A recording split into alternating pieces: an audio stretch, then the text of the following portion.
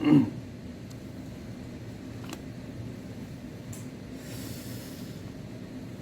우리 말씀 보시겠습니다. 누가복음 6장입니다. 누가복음 6장. 이제 덜 하신 분들은 이따 끝나고 하셔도 됩니다. 이제 몇 번 했으니까. 네. 누가복음 6장 1절에서 5절까지의 말씀입니다. 우리 이 말씀을 우리 같이 봉독하도록 하겠습니다. 안식일에 예수께서 밀밭 사이로 지나가실 때 제자들이 이삭을 잘라 손으로 비비어 먹으니 어떤 바리새인들이 말하되 어찌하여 안식일에 하지 못할 일을 하느냐. 예수께서 대답하여 이르시되 다윗이 자기와 함께한 자들이 시장할 때에 한 일을 잊지 못하였느냐. 그가 하나님의 전에 들어가서 다만 제사장 외에는 먹어서는 안 되는 진설병을 먹고 함께한 자들에게도 주지 아니하였느냐. 또 이르시되 인자는 안식일의 주인이니라 하시더라. 아멘. 제가 차를 운전한 지가 꽤 오래됐습니다. 근데 예전에는 저 어렸을 때 보면은 기사들이 차를 운전하다가 고장나면 세워놓고 엔진도 드러내고 굉장히 막 복잡한 것들을 그렇게 하시더라고요. 근데 우리는 요즘에 운전하신 분들은 차 구조를 잘 모릅니다. 그냥 시동만 켜고 기름만 넣고 가면은 폐차될 때가 거의 우리가 엔진이 고장나가지고 열어보는 일은 거의 없는 것 같더라고요. 그런데 이제 차를 고치는 전문가들은 그 볼트 하나하나 이것까지 다 알아야만이 차를 고치지 않습니까? 그러니까 전문가가 하는 영역이 있고 또 이제 사용자가 하는 영역이 따로 있습니다. 그러나 이제 성경이라는 것은 우리가 이제 전문가처럼 다 하려고 하면 끝이 없겠죠. 그러니까 우리가 지금 이 성경책을 가지고 다니지만은 거의 처음부터 마지막까지 정독하면서 읽어본 사람들도 있겠지만 그러지 못한 사람도 굉장히 많을 겁니다. 마치 차를 운전하는 것처럼 그냥 시동만 켜면은 차를 그냥 쉽게 다루지 않습니까? 그런 것처럼 성경도 우리가 깊게 또 분석하면서 보는 그런 전문가가 있는가 하면은 대부분은 그냥 대충 설교 듣고 또 대충 성경 보고 이렇게 신앙생활 하시는 분들이 굉장히 많습니다. 그럼에도 불구하고 우리가 불편함을 못 느낍니다.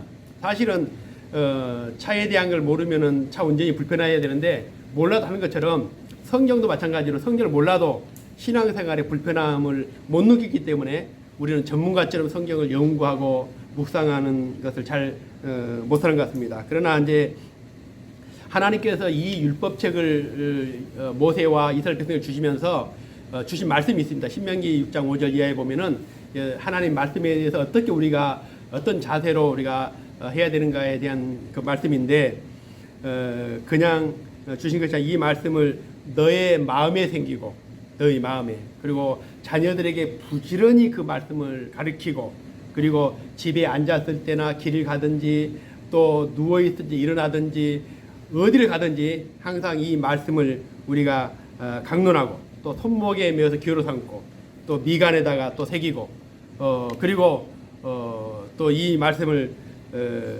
집 문설주와 바깥문에 기록해라. 이렇게 그러니까 24시간 모든 시간 동안에 이 성경의 말씀을 묵상하고 함께하고 말씀의 생활을 하는 그런 얘기입니다. 그만큼 성경과 우리가 떨어져야 뗄래야 뗄 수 없는 그런 불가분의 관계라는 것을 말씀하고 있습니다. 그러니까 유대인들은 마치 자동차 정비사가 자동차의 모든 부품 하나를 다 아는 것처럼 이 성경을 분해하고 나누고 또 이렇게 분리해 가지고 연구를 하기 시작했습니다. 그래서 율법도 그냥 우리는 단순하게 생각하지만은 이 율법의 조항들을 아예 법전처럼 만들었죠. 그래서 613개의 항목을 다 만들고 또 그것을 이제 미드라시라는 율법 해석을 또 만듭니다. 그래서 율법 해석을 해놓고 나서 또 그거 가지고도 부족하니까 또 할라카와 또 학가다라는 또 그 율법을 가지고 또 문학이나 역사를 또 그 가미해서 또 만드는 또 책들이 있죠. 그리고 그게 이제 학가다고 또 할라카라는 또 율법에 대한 그러니까 율법을 그냥 우리가 성경을 가지고 오는 게 계속 법전을 만들어내고 해석하고 주석하고 문학으로 만들고 그리고 이제 또 탈무드까지 만들게 됩니다. 그러니까 탈무드 같은 거 우리는 이제 서점에 가면 책이 한 권 나와 있지만 실제로 그 12권으로 되어 있는 이 탈무드 그 분권을 보면은 한번 이 책을 읽기 시작하면은 한 7년 정도 읽어야만 끝난다고 그럽니다. 그만큼 그 분량도 방대하다고 그럽니다. 그러니까 이스라엘 백성들은 그 63권, 탈무드는 그 백과사전처럼 그 63권으로 되어 있는데 양도 어마어마합니다.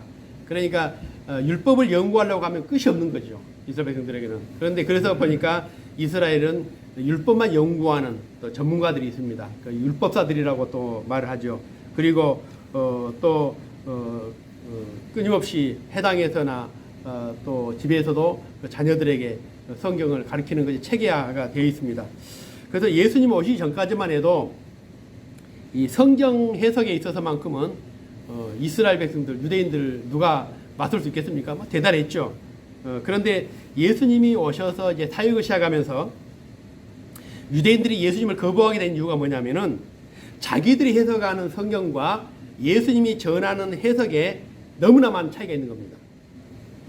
자기들은 그래도 수백 년 동안 1000년 이상 이 성경을 연구하고 또 분석하고 체계화시키고 법전 만들고 그것을 해석하고 이렇게 해왔는데 어느 날 갑자기 예수님이 나타나셔가지고 자기들이 했던 지금까지 했던 그 성경관, 율법관들을 다 무시를 해버린 겁니다. 그래서 오늘 이 예수님과 큰 충돌이 있는 그런 사건이 오늘 이제 본문에 나오는데 우리가 그 이단들을 볼 때 이단들은 우리와 전혀 다른 성경을 가지고 있는 게 아닙니다.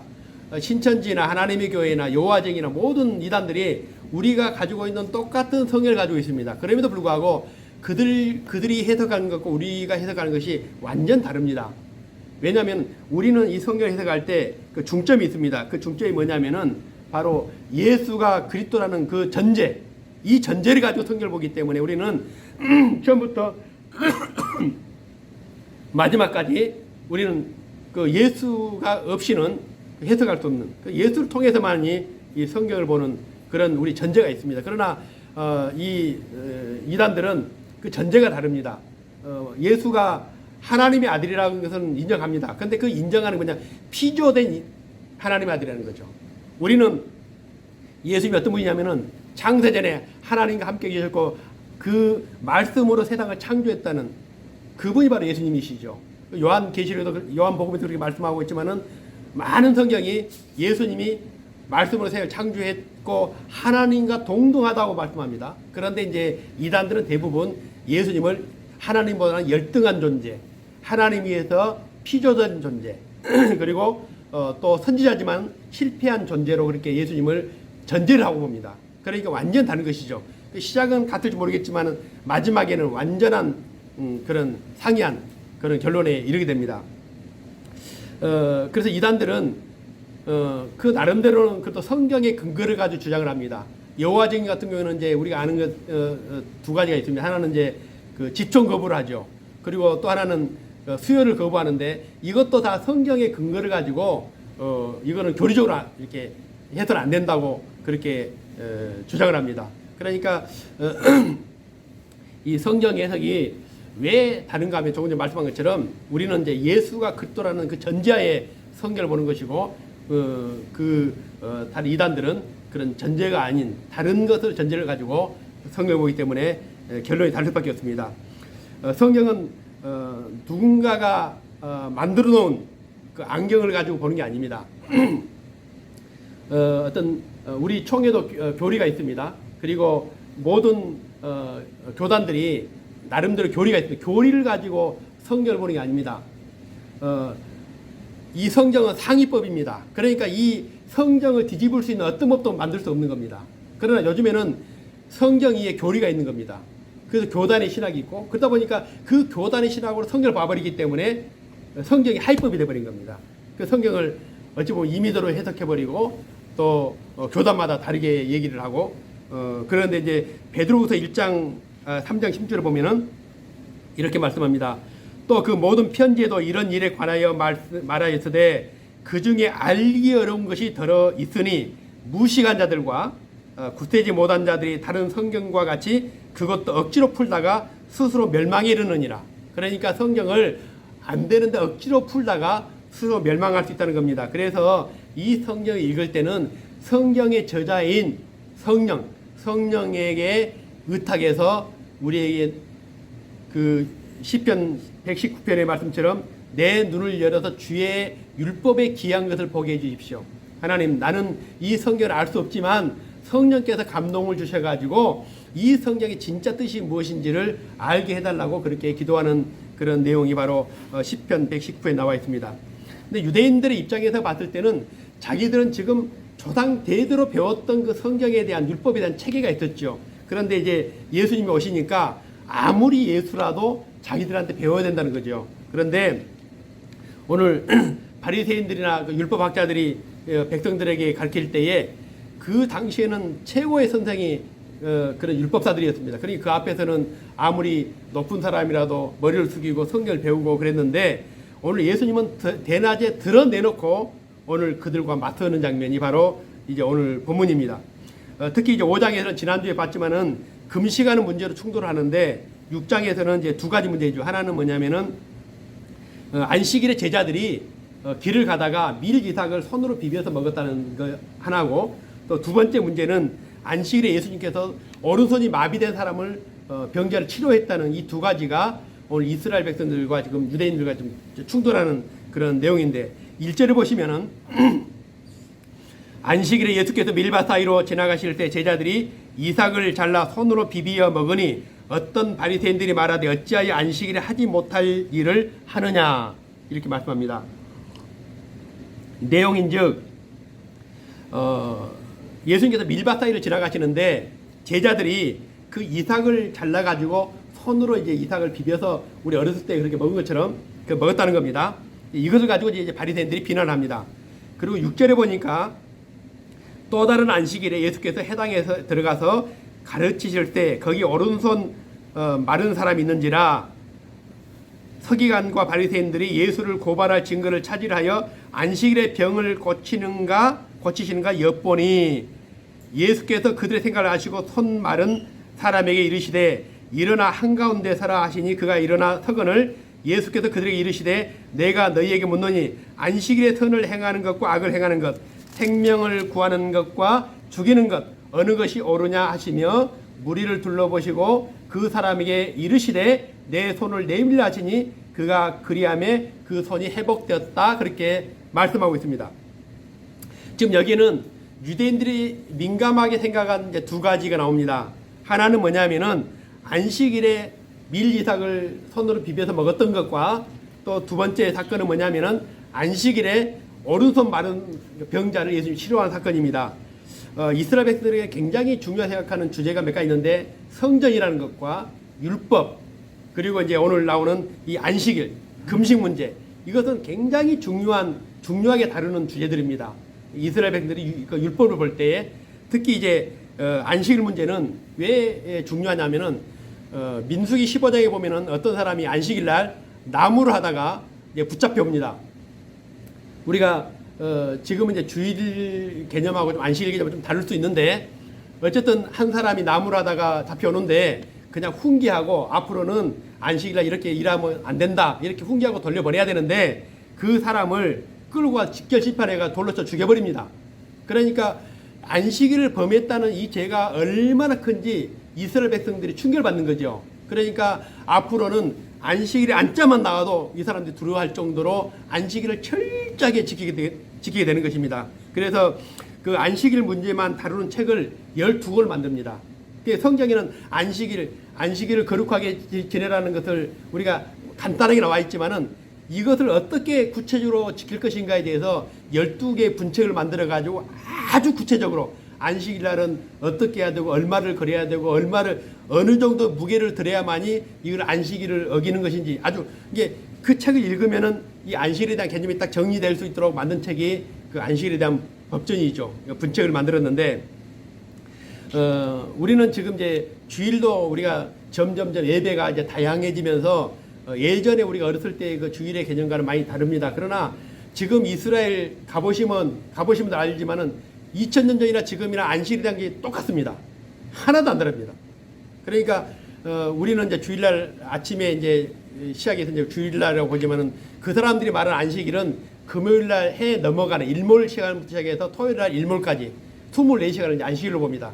그러니까 금요일날 일몰이 딱 되면은 거리에 나팔을 붑니다. 다니면서 그 나팔 부면 나팔 소리 함께 이제 안식이 시작됩니다. 그러면 나팔 소리가 이제 딱 들리면은 그 시간부터 24시간 동안에 모든 것이 정지가 된 게 바로 이스라엘입니다. 공공버스 다 중지하죠. 그리고 전화기도 받으면 안 됩니다. 그리고 뭐 샤워도 안 되고 또 가스불 켜도 안 되고 심지어는 이제 담배를 필 때도 나이트를 켜는 거 아닙니까? 나이트를 켜는 이것도 노동이기 때문에 그 나이트를 켤 수가 없습니다. 그 정도로 지금 2000년 전과 지금이 율법을 지키는 안식을 지키는 그런 것들이 하나도 다르지 않습니다. 그러니까 병원에 가서 응급환자 가도 웬만한 병원 대부분 병원들은 유대인 의사나 간호사가 없습니다. 안식일 날은. 왜냐하면 노동을 할 수 없기 때문에. 그래서 병원도 이제 2부절 해가지고 이제 안식일 날은 외국인 간호사 의사가 치료를 합니다. 그 정도로 안식일을 철저하게 지키는 것이 이스라엘입니다. 그러니까 지금 예수님 당시라고 한다면은 더 엄격했을 겁니다. 그런데 오늘 이 안식일에 예수님의 제자들이 밀밭을 지나다가 밀이삭을 손으로 잘라가지고 그것을 비벼서 먹습니다. 그러니까 6장 2절에 어떤 바리새인들이 말하되 어찌하여 안식일에 하지 못할 일을 하냐. 이 말씀이 뭐냐면 남의 곡식을 주인 허락 없이 먹었다는 것이 아닙니다. 다시 말해 여기 본문에 보면은 안식일에 하지 못할 일이라는 게 뭐냐면은 이삭을 따는 것도 노동이지만 그것도 손으로 비볐다는 겁니다. 그러니까 안식이라는 절대 해서는 안 되는 일 중에 하나가 이제 이런 타작하는 거죠. 이거 우리가 굳이 이삭을 베가지고 타작기기로 타작하는 건 타작이지만 손으로 비비는 것도 노동이죠. 그 사람들이 봤을 때는 그렇습니다.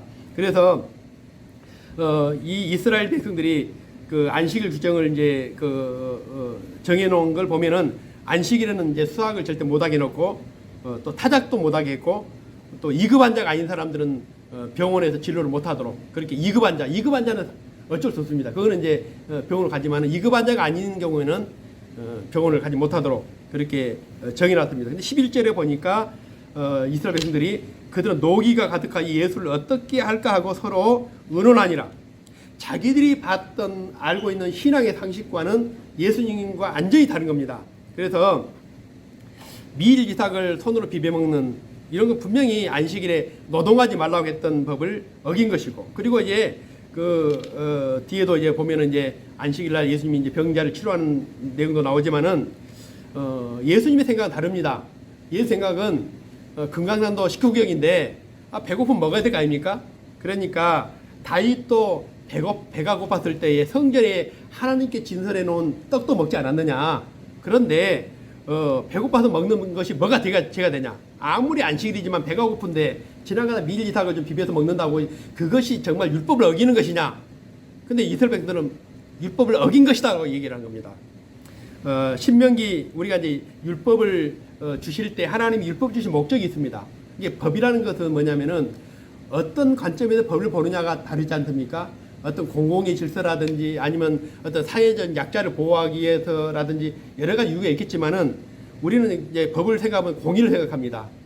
악한 자들에게 심판하고 벌을 주는 것을 이제 법이라 생각하는데 하나님이 법을 만드는 법과 우리가 알고 있는 법의 상식은 완전히 다른 겁니다.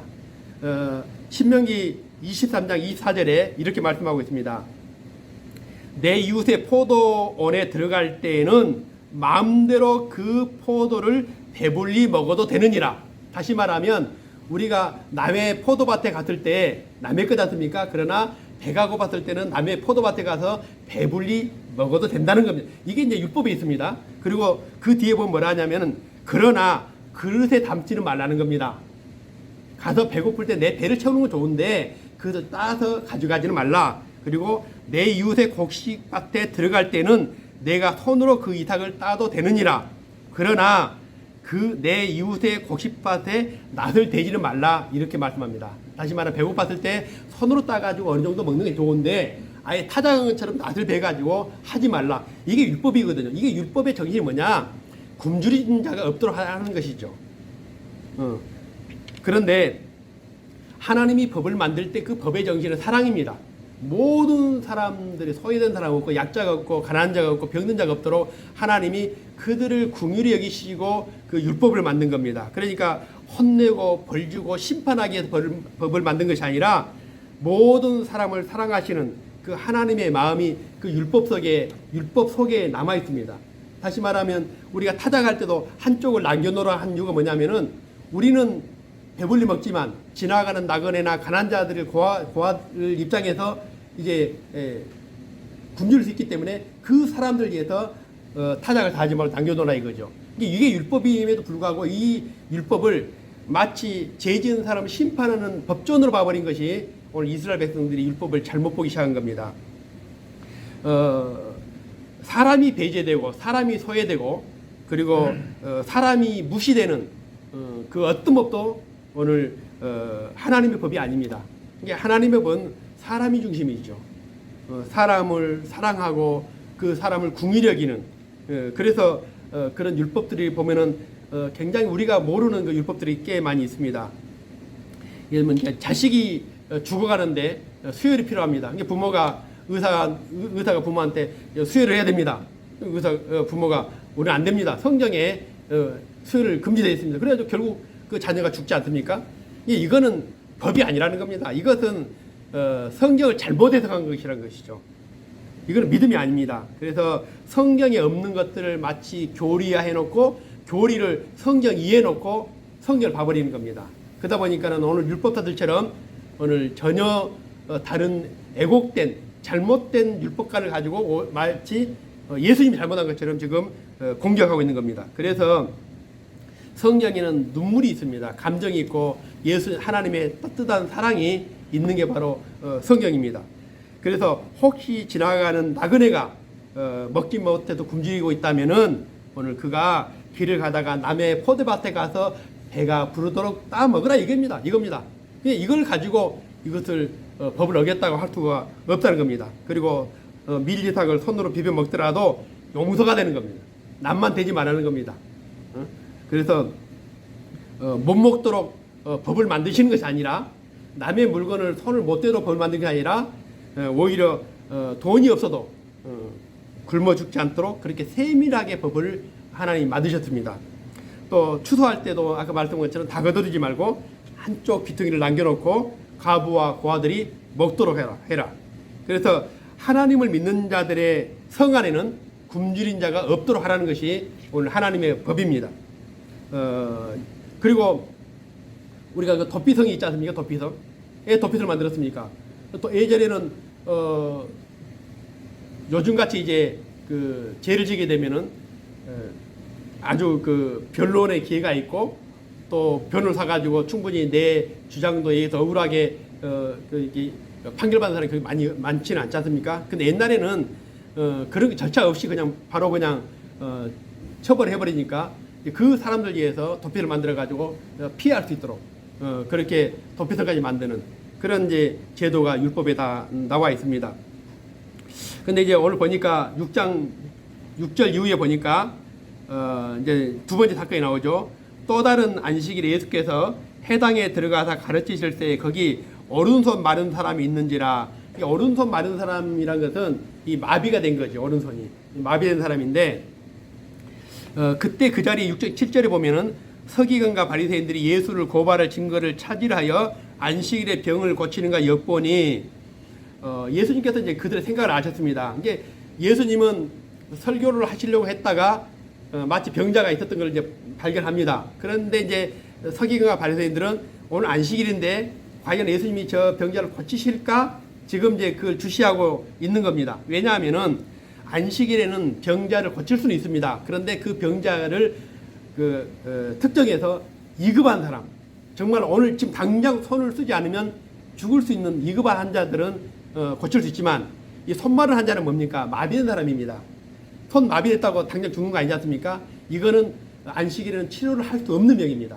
이게 치료를 할 수 있는 병과 치료할 수 없는 병을 나눠놨는데 오늘 오른손이 마비된 사람들입니다. 누가가 누구냐면 의사입니다. 그러니까 이 우리보다도 그 어떤 자기가 가지고 있는 그 의사로서의 상식을 가지고 이제 쓴 성경의 그 내용들이 많이 있습니다. 그러니까 그 환자의 상태를 분명히 밝히고 있는데 그냥 손 마른 사람이 아니라 오른손 마른 사람이죠. 오른손. 사람들이 볼 때는 오른손 마비된 거 뭐 그렇게 중요하지 않다고 생각하지만은 여러분 왼손도 아니고 오른손이 마비했다 생각하시면은 얼마나 불편하겠습니까? 우리는 거의 대부분 오른손으로 다 합니다. 글도 오른손이죠, 밥도 오른손이죠.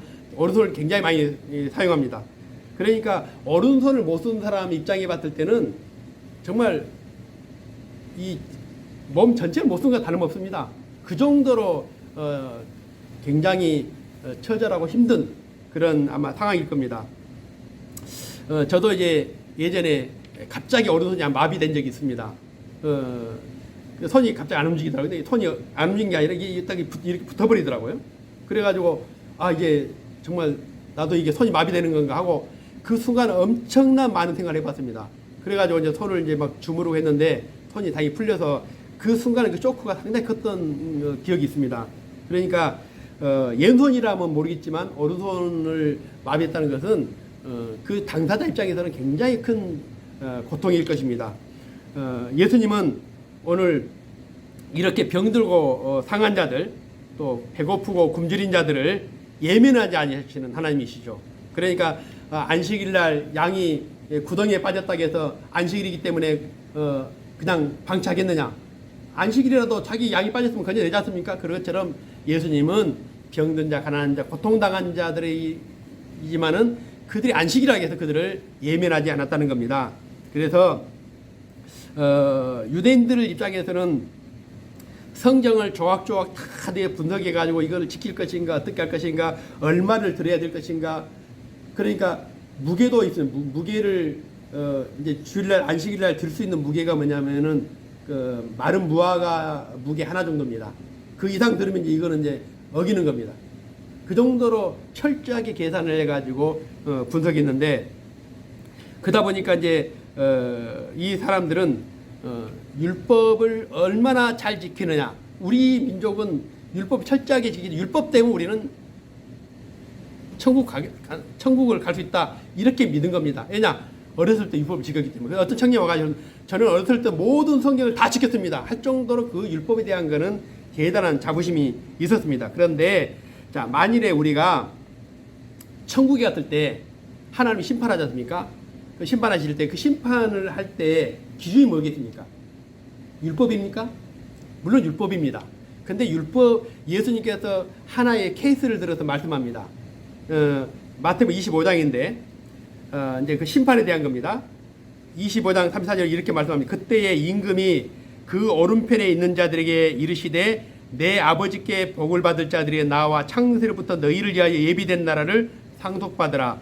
내가 줄일 때 너희가 먹을 것을 주었고 목마를 때 마시게 하였고 나그네 되었을 때 영접하였고 헐벗을 때 옷을 입혔고 병들었을 때 돌을 보았고 옥에 갇혔을 때 와서 보았느니라. 자 이게 이제 심판의 내용입니다. 자 너가 내가 굶주리고 배고프고 춥고 어려울 때 나에게 이렇게 먹이고 입히고 주지 않았느냐. 그래서 너는 오른편에 서라.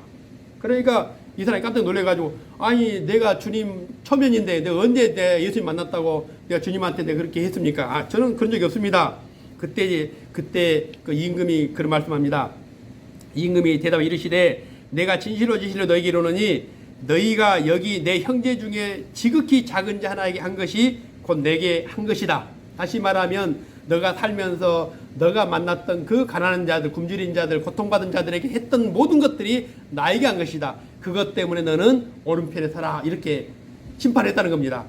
그러니까 우리가 생각했던 심판이란 것은 너가 이 법을 지켰느냐 안 지켰느냐 이걸 가지고 심판할 줄 알았는데 오늘 오히려 그 사랑이라는 관점에서 너가 네 앞에 있는 그 사람들, 너가 만났던 사람들에게 어떻게 행했고 어떻게 대했는가 이것이 오늘 기준이 됐다는 겁니다. 그러니까 하나님의 법은 바로 사랑이었다는 겁니다. 우리를 향한 그 무한한 사랑, 이게 성경이죠. 또 누가복음 10장 25절 보면 한 율법사가 예수님을 찾아옵니다. 그때 이 율법 교사가 예수님을 이제 시험합니다. 시험하면서 뭐라고 얘기를 하냐면, 선생님, 내가 무엇을 하여야 영생을 얻겠습니까? 그럼 당연히 대답이 뭡니까? 법을 지켜야죠. 율법을 지켜야 구원 얻는다고 이렇게 해야 되는데, 예수님께서 뭐라고 말씀하냐면 묻습니다. 성경을 잘 아는 율법사겠죠. 그러니까 율법에 무엇이라고 기록되어 있느냐 묻습니다. 그러니까 이 율법사가 대답하기를, 내 마음을 다하고 목숨을 다하여, 다음에 힘을 다하고 뜻을 다해 주 너의 하나님을 사랑하고 이와 같이 내 이웃을 사랑하라. 이게 율법입니다. 그러니까 그동안 진짜 성경이 말씀하고 있는 율법이라는 것은 하나님을 사랑하고 이루는, 그리고 아래로는 우리가 만나는 모든 사람들을 사랑하는, 하나님처럼 사랑하는, 이게 율법이라는 겁니다. 이게 정확히 알고 있었습니다. 그러니까 예수님께서 뭐라 했냐면은, 내 대답이 옳다, 이를 행하라, 그러면 살리라. 그러니까 알고 있음에도 불구하고 자기들이 지금까지 배웠던 이 교리, 이스라엘 백성들이 만들었던 그 법전, 이것을 가지고 성경을 보았기 때문에 오늘 가장 중요한 부분을 놓쳐버린 겁니다. 그래서 신명기 6장 5절에 보면은 분명히 나오죠. 이로는 하나님을 사랑하고 율법을 주시면서, 그리고 아래로는 사람을 사랑하는데 이와 같이 하나님을 사랑한 것처럼 사랑하라. 그리고 또 마태복음 22장에 보면 또 한 명의 율법사 또 등장합니다. 그때 이 율법사도 예수를 시험하면서 그렇게 말씀합니다. 예수님, 율법 중에서 그러면 어떤 계명이 가장 큽니까? 라고 묻습니다. 그때 예수님께서, 이제 아까는 율법사가 얘기했지만 이번에 예수님께서 말씀합니다. 내 마음을 다하고 목숨을 다하고 뜻을 다해 주 하나님을 사랑하라 하셔서, 이것이 크고 첫째 된 계명이고, 둘째도 그와 같으니 내 이웃을 내 자신과 같이 사랑하라 하셨으니, 이 두 계명이 온 율법과 선지자의 강령이니라. 한마디로 말하면 하나님의 법을 지킨다는 게 뭐냐? 하나님을 사랑하는 것이고, 그리고 그 하나님을 사랑하는 것 같이 이웃을 내 몸처럼 사랑하는 것. 이것이 온 율법이고, 그리고 선지자의 강령이다. 여기서 이제 우리가 눈여겨볼 것이 한 가지 있습니다. 이게 우리가 이제 어떤 사람에 대해 호칭할 때에 그 호칭이 굉장히 중요해요. 그 사람 어떻게 생각하느냐에 따라서 호칭이 달라질 수 있지 않습니까? 그런데 이제 보통 예수님의 제자들은 예수님을 부를 때 퀴리오스라고 부릅니다. 주라는 표현을 쓰는 거죠. 그런데 이 율법사들은 예수님을 퀴리오스라고 부르질 않습니다. 왜냐? 자기들은 예수님을 봤을 때는 상대적으로 예수님이 자기들보다 더 낫다고 생각했습니다. 그래서 자기들을 호칭할 때는 노미코스라는 건 뭐냐면 법학자라는 뜻입니다. 율법사, 변호사, 법 전문가, 이런 노미코스라고 자기를 수칭합니다. 여기서 말하는 율법사라는 얘기는 그냥 율법사가 아니라 법 전문가입니다. 그리고 예수님을 부를 때 이 사람들은 항상 예수를 어떻게 보면 디다스 칼로스라고 부릅니다. 다시 말하면 그 선생이라는 것은 그냥 높임 부는 말이 아닙니다. 일반적으로 모르는 사람들 성령을 부를 때 그냥 이렇게 우리가 선생이라는 호칭을 쓰는 것처럼 예수님을 부를 때는 항상 디다트 칼로스. 다시 말하면 우리는 이 법의 전문가고 너는 우리한테 배워야 되는 학생이다라고 하는 겁니다. 그래서 철저하게 이 사람들은 예수님을 가르치는 존재로 생각했지, 예수님이 옳등하고 대단하다고 생각하지 않습니다. 우리가 예수님은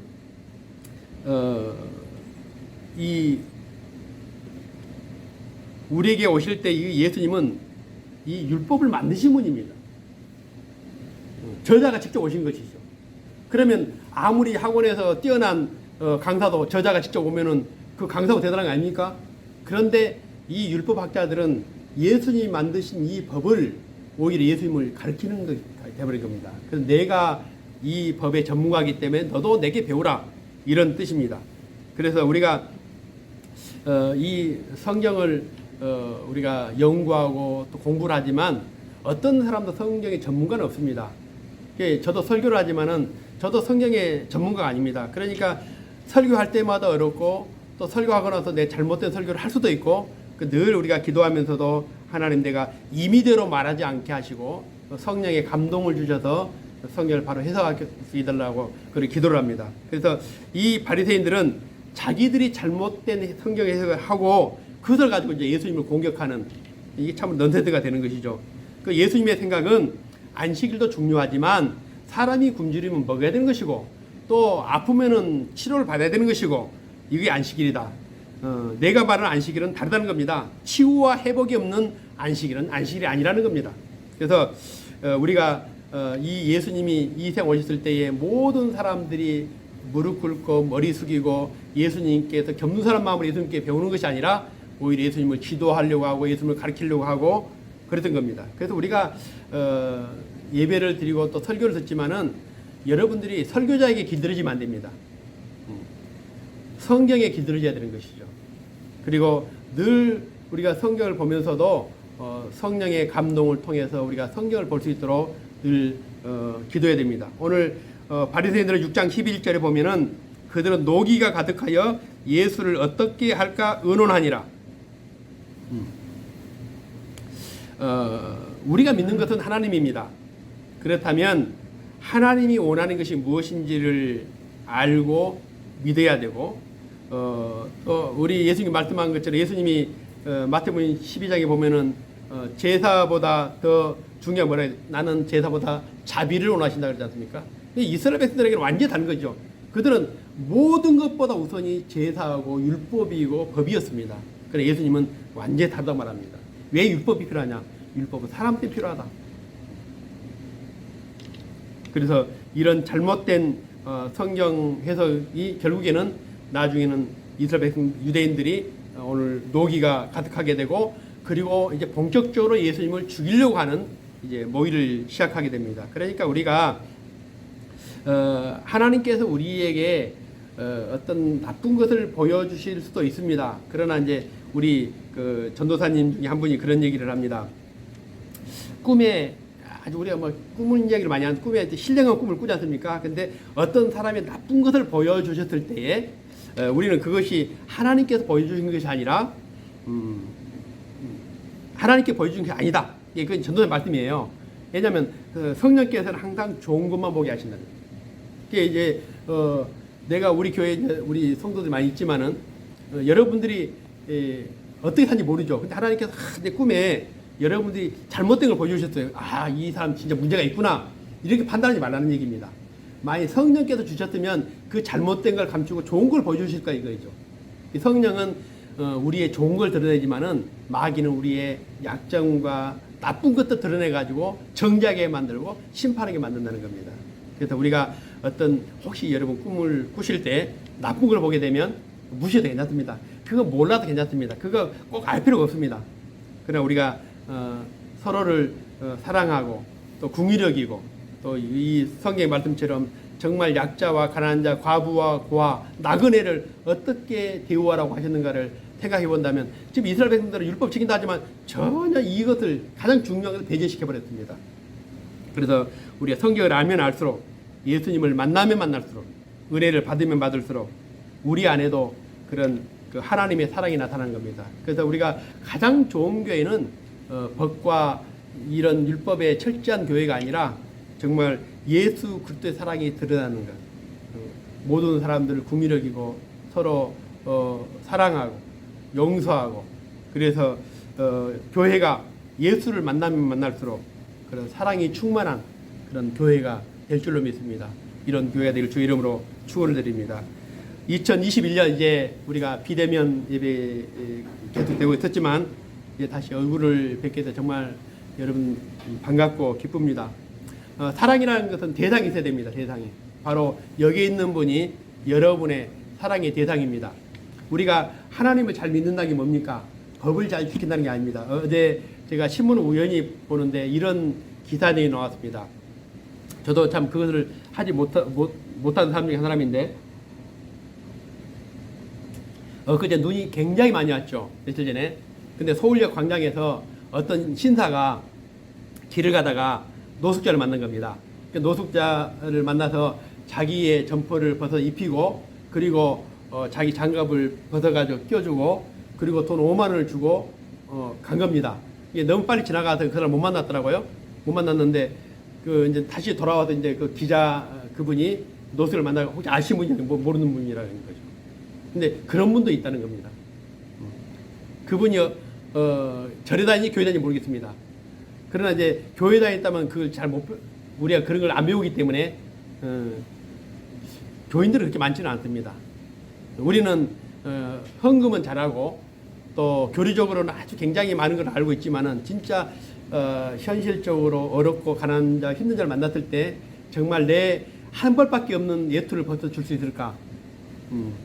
우리가 참 하나님을 안다고 하지만은 너무나 모르는 겁니다. 율법을 안다고 하지만 너무나 모르는 겁니다. 가장 중요한 것을 모르면서 우리는 안다고 얘기를 합니다. 그래서 오늘 우리가 2021년도에는 우리가 서로 나누고 격려하고 위로하고 그래서 정말 행복한 그런 교회가 됐으면 좋겠습니다. 기도드리겠습니다. 살아계신 아버지 하나님, 우리는 모르는 게 너무나 많습니다. 우리는 내가 알고 있는 것이 옳다고 또 생각합니다. 우리의 고집과 아집으로 성경을 보기도 합니다.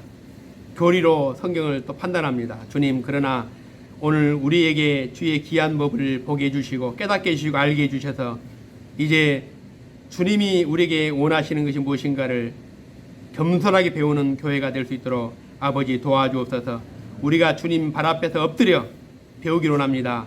우리는 예수님께 듣는 예배가 되기를 원합니다. 병자를 치료하시고 죽은 자를 살리시고 살아 역사하시는 권능의 말씀으로 안식일에 굶주린 영혼을 먹이시고 안진병이를 일으키신 것처럼 죄인을 향한 그리고 약자를 향한 가난한 자를 향한 고난당한 자를 향한 오늘 그리스도 사랑이 이 교회와 성도를 통해서 나타날 수 있도록 축복하여 주시옵소서. 감사하며 예수님 이름으로 기도드리옵나이다. 아멘. 기도드리겠습니다. 이제는 우리 주님 예수 그리스도의 크신 은혜와 우리 아버지 하나님의 놀라우신 사랑하심과 성령님의 감화 이루 교통하심이 마음을 다하고 뜻과 힘을 다해 주 하나님을 사랑하고 이와 같이 내 이웃을 사랑을 하신 그 말씀을 우리가 깨닫고 마음을 다해서 우리가 만날 모든 사람을 예수님처럼 생각하고 사랑하기를 원하는 사랑 귀한 성도들의 머리에 저들의 가정위에 또 생업위에 교회에 오늘 함께하지 못한 사랑하는 성도들이 이제부터 영원토록 영원히 함께 있을지어다. 아멘.